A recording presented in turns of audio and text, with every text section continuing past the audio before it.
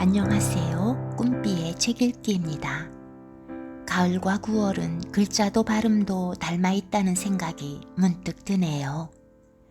하루하루가 다 소중하지만 얼마 남지 않은 9월의 마지막 날들이 더욱 소중하고 애틋합니다. 9월을 보내며 오늘 저는 김재진 시인의 산문 한 편을 읽어보려 합니다. 다 들으시고 난 후 여러분 마음에 남는 빛깔은 무엇일까? 혹시 쓸쓸하면서도 따뜻한 가을색 아닐까? 미리 짐작해 봅니다. 마음에 여운이 남는 산문, 노래의 그늘을 들으시며 저와 함께 여러분 모두 가을 빛깔 속으로 가보실까요?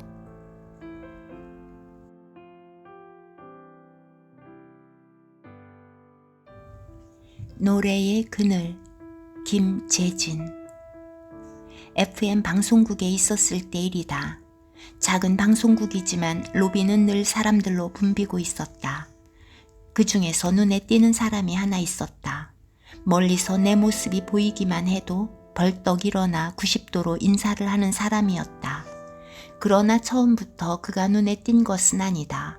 매일같이 만나는 게 사람이었고 새로 나온 음반을 홍보하기 위해 귀찮을 정도로 매니저들이 찾아오곤 했기에 의뢰에 그러려니 했을 뿐 그의 얼굴을 제대로 알게 된 것은 아마 한 달 정도 그가 같은 행동을 반복했기 때문일 것이다. 멀찌감치 떨어져 인사를 하긴 했지만 감히 말 한 번 붙여볼 생각도 못하고 엉거주춤 서 있기만 하는 그를 나는 이름 없는 가수의 매니저쯤 되나보다 짐작했을 뿐이다. 하기야 방송국이 아닌 길에서 만났다면 그런 짐작조차 하지 않았을 것이다. 촌스런 양복에다 어설프고 굼뜬 표정을 하고 있던 그를 연예계 사람으로 추측한다는 건 일종의 비약이었다. 그러던 어느 날 우연히 길을 가다 그를 만나게 되었다. 점심 식사를 마치고 느긋하게 걸어가던 중이었다. 누가 바라보는 듯한 느낌의 눈을 들자 저만치서 주춤거리며 그가 내 쪽을 보고 있었다. 눈이 마주치자마자 그는 얼른 허리부터 꺾으며 다시 예의 그 인사를 보내왔다. 인사라기보다 차라리 그건 절이었다. 행사장에 도열해 있는 도우미들이나 하는 그런 식의 절 말이다. 방송국의 로비도 아닌 행인이 오가는 거리에서 그런 절을 받자 당혹해진 나는 인사를 제지하기 위해 황급히 그를 향해 다가갔다. 가수 매니저이신가 본데 도대체 누구 매니저인지나 알아둡시다. 다가간 내가 아마 처음으로 그에게 했던 말은 그런 내용이었을 것이다. 얼마나 절박하면 저러겠냐 싶은 생각이 든 것이다. 돈 들여 만든 레코드를 홍보는 해야 하는데 뜻대로 되진 않고 방송을 듣는 청취자들이야 그런 사정까지 염두에 두며 노래를 들을 리 없지만 전파를 타는 노래 한 곡 한 곡이 그들에겐 사실 먹고 사는 문제와 직결되는 것이었다. 그가 하는 인사도 사실 나라는 인격체를 향한 것이 아니라 내가 맡고 있는 직책을 향한 것 아닌가. 그쪽 사람들이 PD 앞에 약할 수밖에 없다는 사실은 삼척동자도 다 아는 일이었고 더구나 그 당시 나는 PD들을 통괄하고 있던 데스크 위치에 있었으니 오죽했으랴. 신인 가수 일을 돌보고 있는가 보죠. 고개를 들긴 했지만 제대로 시선을 맞추지도 못하고 어려워만 하는 그에게 나는 한껏 부드러운 표정으로 말을 걸었다. 그간 그가 기울인 정성이 내 마음을 움직이는 순간이었다. 문득 그를 도와주고 싶다는 생각이 든 것이다. 그러나 그의 입에선 뜻밖의 대답이 튀어나왔다. 그게 아니고 그게 아니라. 그게 아니라니? 뭐가 그게 아니란 말인가? 매니저가 아니면 뭐란 말인가? 제 말끝을 잊지도 못한 채 겸연쩍은 표정을 짓는 그를 보는 순간 나는 다시 한번 당혹감에 휩싸였다. 그런 식의 인사를 거듭하는 걸로 봐 의뢰 그쪽 사람들일 것이라 믿었던 내 추측에 혼란이 오는 순간이었다. 그게 아니라면, 매니저가 아니라면 그럼 도대체 뭐 하는 분이기에 저한테 그런 인사를?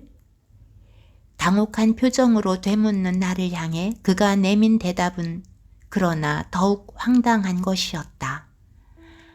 가수입니다. 전 매니저가 아니라 가수입니다. 정말 뜻밖의 대답이었다. 매니저라고 해도 믿기 어려운데 가수라니. 세상에, 이렇게 나이 들고 촌스런 사람도 가수를 하나? 뭐라고 말해야 할지 선뜻 다음 말을 잊지 못하던 나는 재빨리 그를 신인이라 단정할 수밖에 없었다. PD라는 직업을 가진 내가 얼굴도 모를 정도라면 갓 노래를 시작한 신인 가수일 수밖에 없지 않겠는가? 그러나 한편으론 또 그렇게 신인이라 단정적으로 말할 수도 없는 노릇이었다. 가수인지 매니저인지도 구별 못하는 주제에 신인인지 아닌지를 어떻게 구별할 수 있으랴. 웬만한 가수는 다 안다고 생각하던 자만으로부터 그때 나는 벗어날 때가 되었던 건지도 모른다.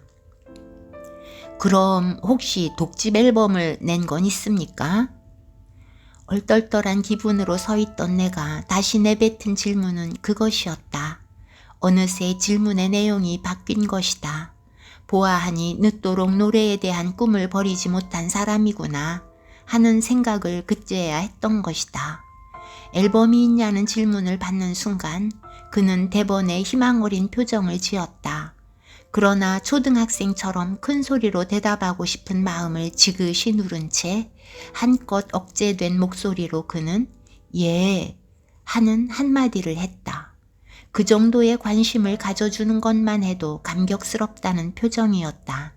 PD의 관심을 끌기 위해 매일 90도로 허리까지 굽히며 조바심하지 않았던가? 그의 순수한 모습에 끌린 나는 그 길로 그를 방송국으로 데리고 갔다. 놀랍게도 방송국 레코드실엔 정말 그의 앨범이 있었다. 하긴 놀랄 일도 아니었다.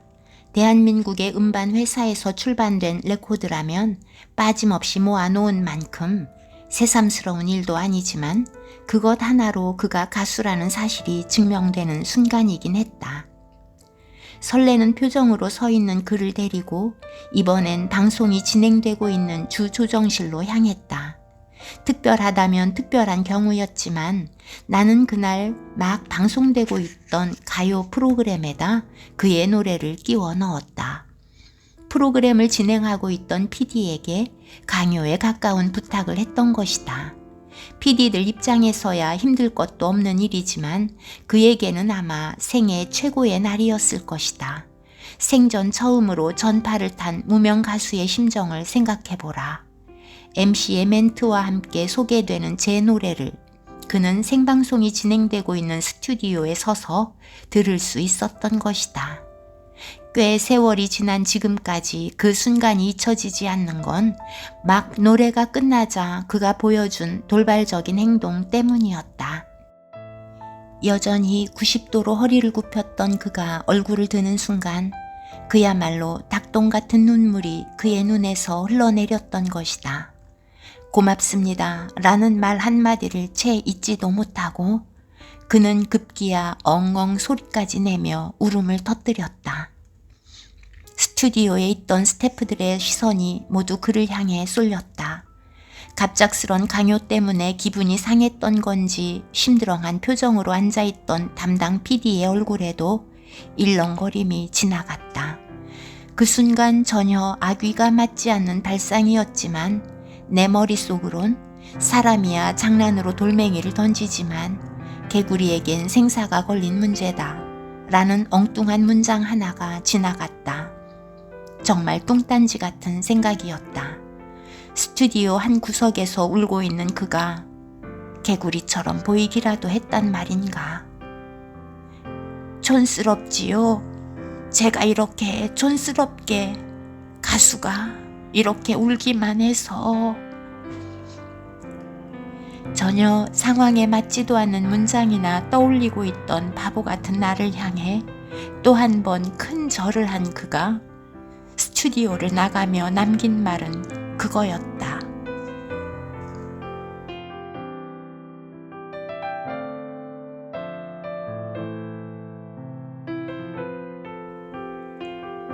가슴이 찡해지는 산문 한 편이었습니다.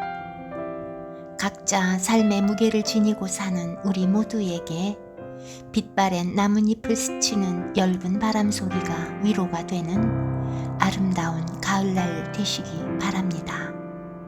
저는 다음에도 좋은 글 찾아 이 자리에 다시 오겠습니다. 안녕히 계세요.